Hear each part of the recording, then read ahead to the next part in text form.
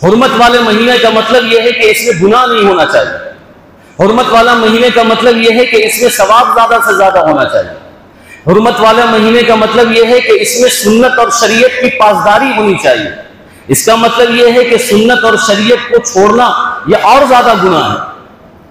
لیکن افسوس ہے، بہت افسوس کے ساتھ یہ کہنا پڑتا ہے کہ مسلمان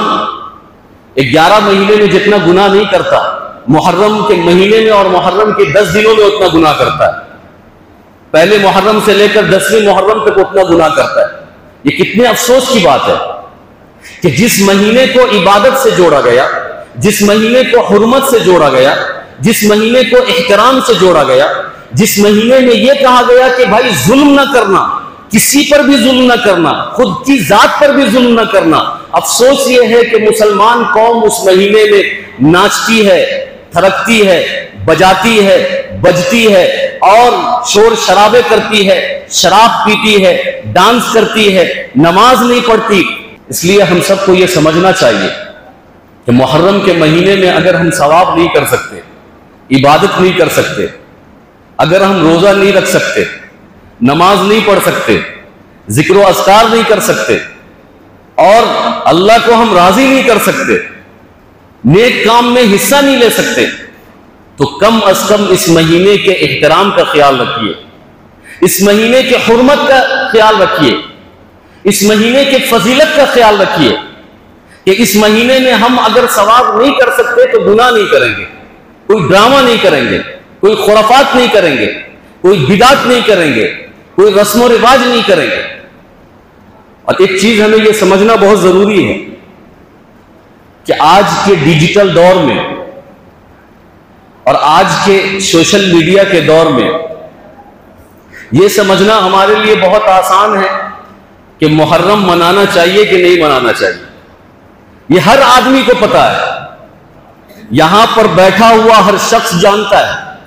اور جو نہیں بیٹھا ہے وہ بھی جانتا ہے. پہلے یہ ذرا مشکل تھا، لوگوں کو پتا نہیں ہوتا تھا، لوگ نہیں جانتے تھے، لوگوں کے علم میں نہیں ہوتا تھا، ان کی جانکاری میں نہیں ہوتا تھا.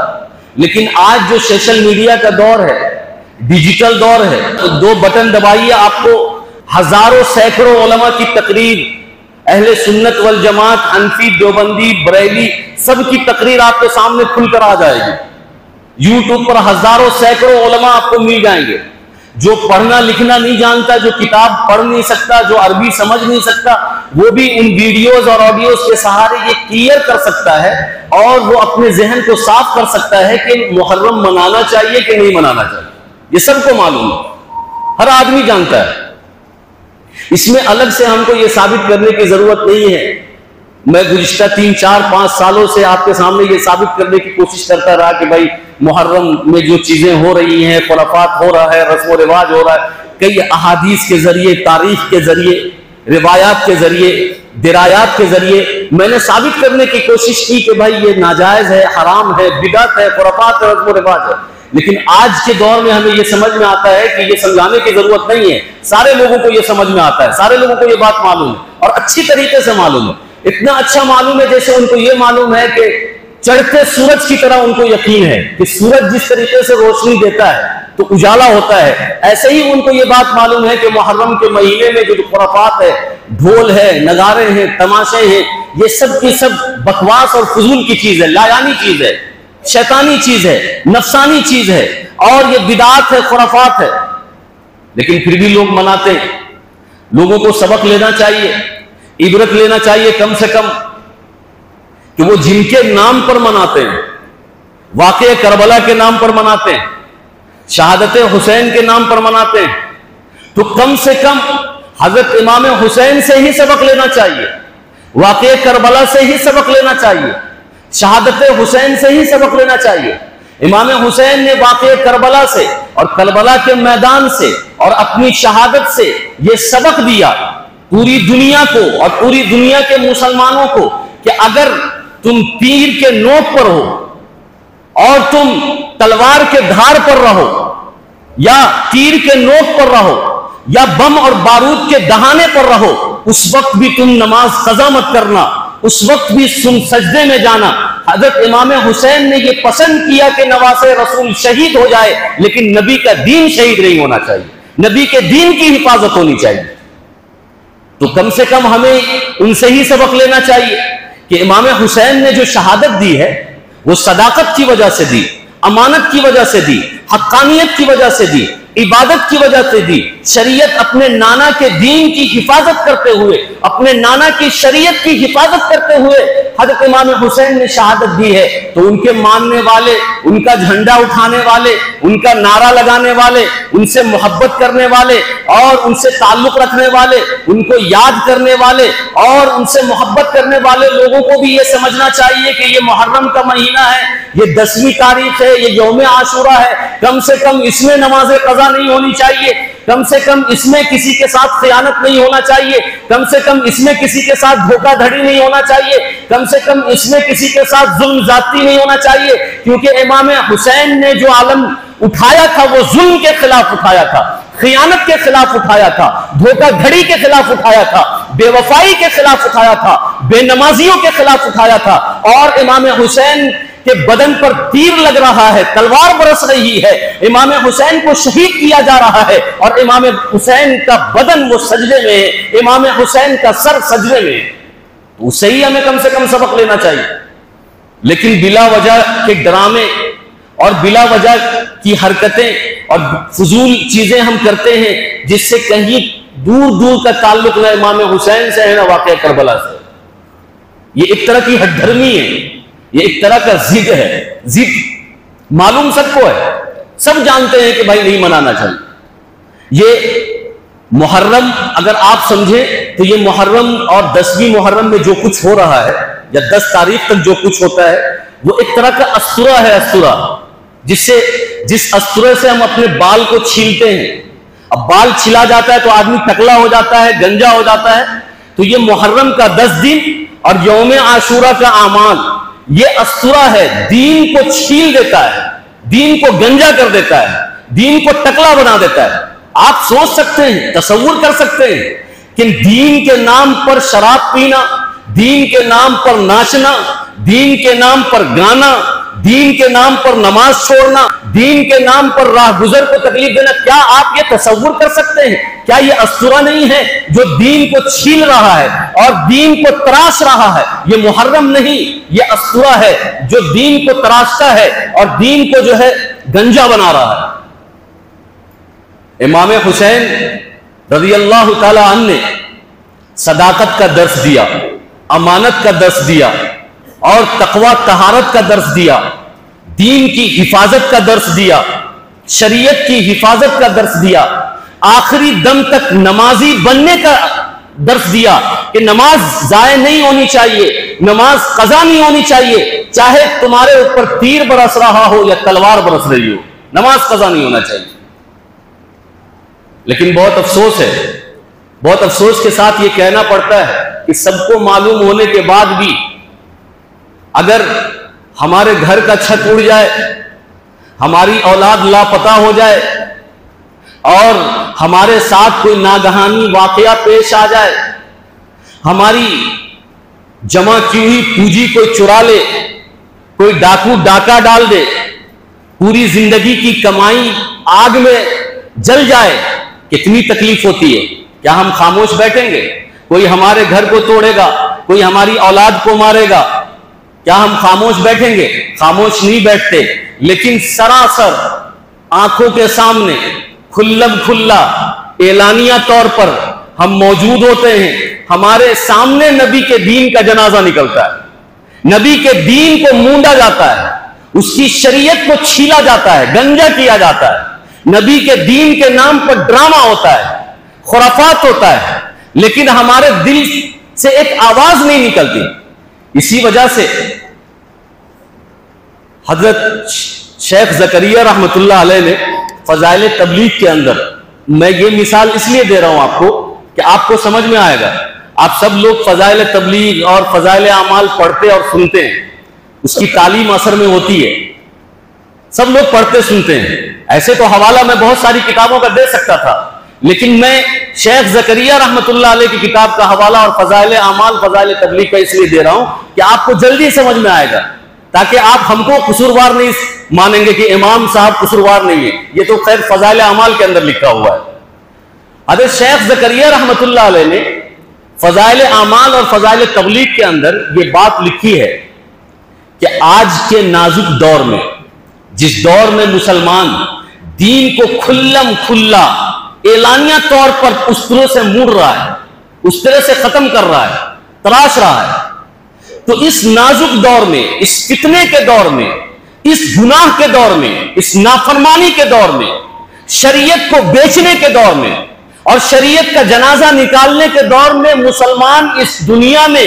مسلمان کا وجود اس دنیا میں اگر ہے تو یہی اللہ کا بہت بڑا خصوصی انعام ہے. میں اپنی طرف سے نہیں کہہ رہا ہوں.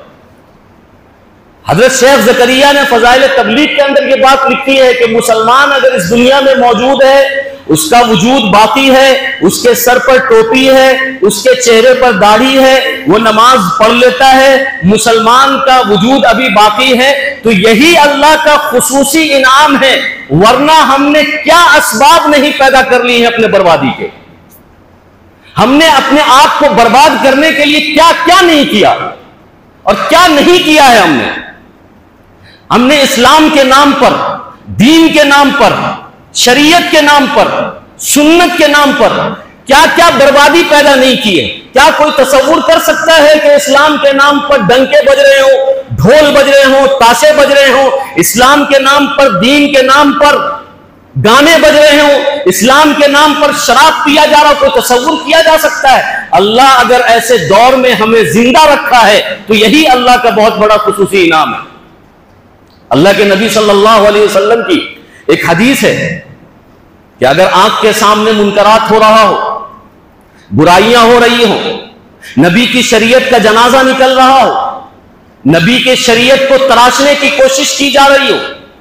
ایمان والے کو اس کا کلمہ لا الہ الا اللہ اس وقت تک فائدہ دیتا رہے گا، اس وقت تک نفع دیتا رہے گا جب تک وہ استغفار نہ کرے. جب تک وہ استغفار، یہ بھی فضائل اعمال کی حدیث ہے،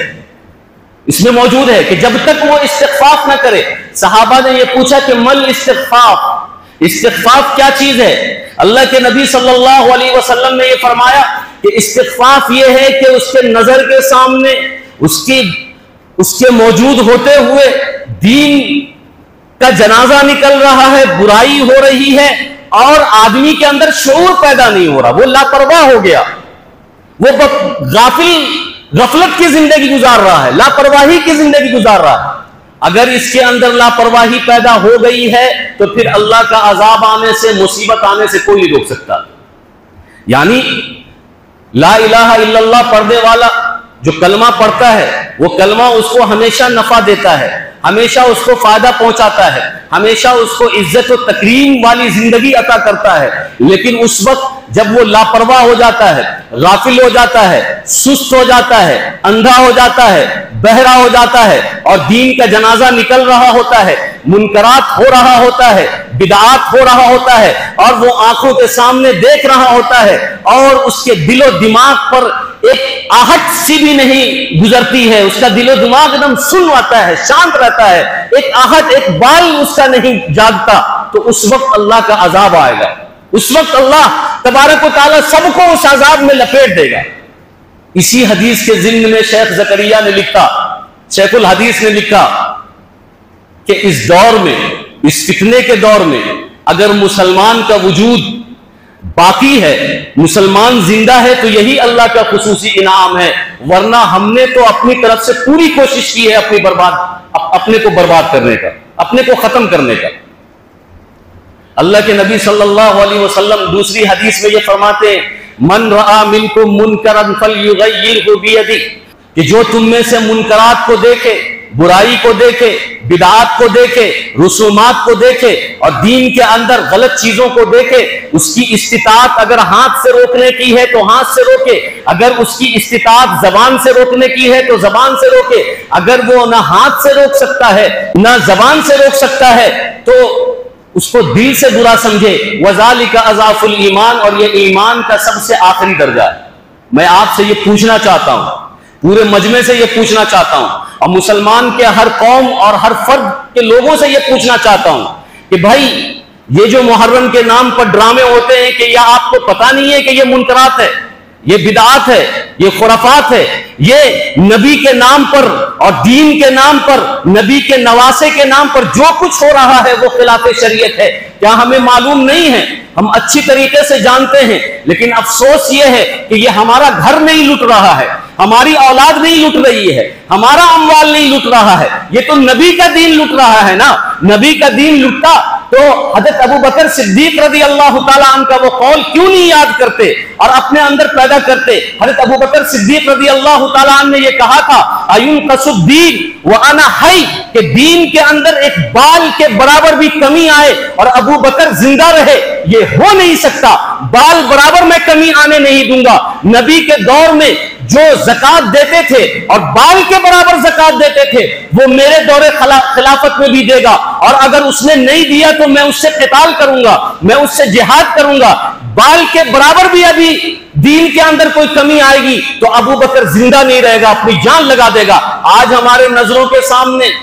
ہمارے پورے وجود کے سامنے دین کا جنازہ نکلتا ہے، شریعت کا جنازہ نکلتا ہے، ہماری استطاعت نہیں ہے روکنے کی، زبان سے روکنے کی بھی استطاعت نہیں ہے، ہاتھ سے روکنے کی بھی استطاعت نہیں ہے، تو کم سے کم اس کو دل سے تو برا سمجھیے۔ دل سے ہم برا کیا سمجھے؟ ہم اس تماشائی بنے رہتے ہیں، ہم اس پروگرام کا حصہ بنتے ہیں اور کنڈم چیزوں کا، اور ہم اس خرافات کا، اور ہم اس رسم و رواج کا، ہم اس ڈرامے بازی کا حصہ بنتے ہیں، تماشائی بنتے ہیں، اس کو حوصلہ دیتے ہیں، تالیاں پیٹتے ہیں، اور گھنٹوں 2 گھنٹہ چاروں طرف سے بھیڑ لگا کر ہم دیکھتے ہیں۔ اللہ تبارک و تعالیٰ نے قرآن کریم کے اندر یہ فرمایا وَتَعَاوَنُوا عَلَى الْبِرِّ وَالتَّقْوَى وَلَا تَعَاوَنُوا عَلَى الْإِثْمِ وَالْعُدْوَانِ، کہ اے مسلمانوں اگر تم کو کسی کی مدد کرنی ہو تو نیکی کے کام پر مدد کرو، اچھائی کے کام پر مدد کرو، دین کے کام پر مدد کرو، شریعت کے نام پر مدد کرو، لیکن گناہ کے نام پر، معصیت کے نام پر، نافرمانی کے نام پر، اور دین کے لٹنے کے نام پر، اور دین کا جنازہ نکلنے کے نام پر یہ محرم کا اکھاڑا نہیں، یہ دین کا اکھاڑا اٹھایا جاتا ہے، ہر سال اٹھایا جاتا ہے۔ نہ ہم ہاتھ سے روکنے کی کوشش کرتے ہیں، نہ زبان سے روکنے کی کوشش کرتے ہیں، اور ایمان کا جو ادنا درجہ ہے، ایمان کا جو چھوٹا درجہ ہے، سب سے چھوٹا درجہ وہ یہ کہ ہم دل سے اس کو برا سمجھے۔ ہمارے دل میں بھی اس کی برائی نہیں ہے، بلکہ ہم اس میں شریک ہوتے ہیں، ہم اس میں چندہ دیتے ہیں، ہم حوصلہ دیتے ہیں، ہم کھڑے ہوتے ہیں، تالیاں پیٹتے ہیں، مجمع لگاتے ہیں، بھیڑ لگاتے ہیں۔ محرم کرنے والوں میں اور محرم کی بھیڑ میں جمع ہونے والوں میں دونوں میں کوئی فرق نہیں ہے، دونوں کو برابر کا گناہ ملے گا۔ اگر ہم یہ چاہتے ہیں کہ اس برائی کو، اس رسم و رواج کو، اس ڈرامے کو ختم کرنا ہے